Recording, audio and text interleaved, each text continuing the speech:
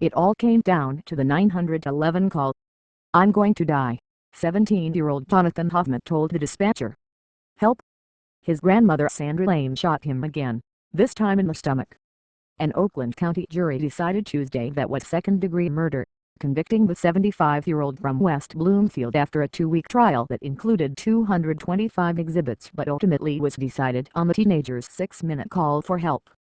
"They played the 911 tape over and over again," said Chief Assistant Prosecutor Paul Walton, who tried the case and interviewed jurors after the verdict.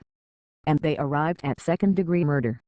Walton said jurors, who declined to be interviewed by reporters, had poignant discussions about the emotional case but didn't disagree in the end. The verdict appeared to shock Lane, who spent most of the trial rocking quietly in her chair while wearing the same yellow sweater each day. "Oh my God," she mouthed to defense attorney Jerome Sabata as she started to cry. The highly publicized trial also showed the family deeply divided over the killing last year. Hoffman had been living with Lane and her 87-year-old husband, Fred Lane, to finish up high school in Michigan after his parents, who were divorced, moved to Arizona. Hoffman's parents, who never spoke to reporters during the trial, said afterward that they were pleased with the verdict. "I was happy," his mother, Jennifer Hoffman, said outside the courtroom. "He was a great kid." When asked what she would say to her mother, she said, "You got what you deserved." She added, "I know my son is in heaven, and that is a place she'll never see."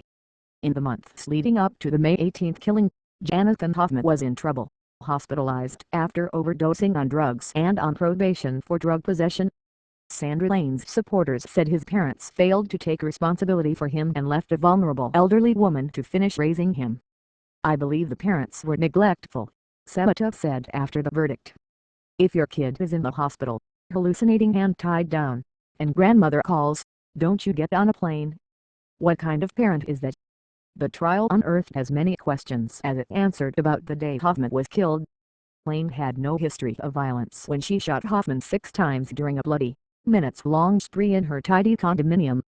Prosecutors portrayed Lane as a calculating and controlling woman, angry her grandson was failing high school and fed up with his drug use and belligerent attitude.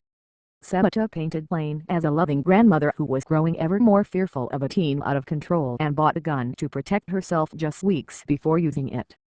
Lane, in 5 hours of testimony, told jurors she killed the teen in self-defense as Hoffman kicked her in the chest and struck her in the head. Jennifer Hoffman said there was no indication of trouble when her son was living with Lane. She said she and her ex-husband were staying in Arizona to attend to their daughter, who was diagnosed with a brain tumor and underwent numerous surgeries at a hospital there. Jonathan Hoffman's father, Michael Hoffman, an attorney, said his son and Lane were close. He said Lane made little buffy potatoes and brisket for Jonathan, her favorite grandchild. But he also called her meddlesome and controlling. "She was always a thorn in my side," he said. "I never liked her." Michael Hoffman said he believes Lane killed Jonathan Hoffman as one last attempt to control him. "It was his son's choice to return to Michigan," he said. "I wanted to stay together as a family," he said. Then he went.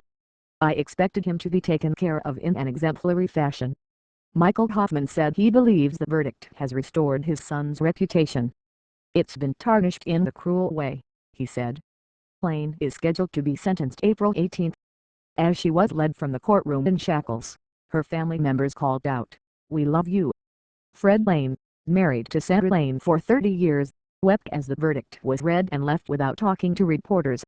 Jennifer Hoffman said she has no plans to contact her mother in prison and never will forgive her.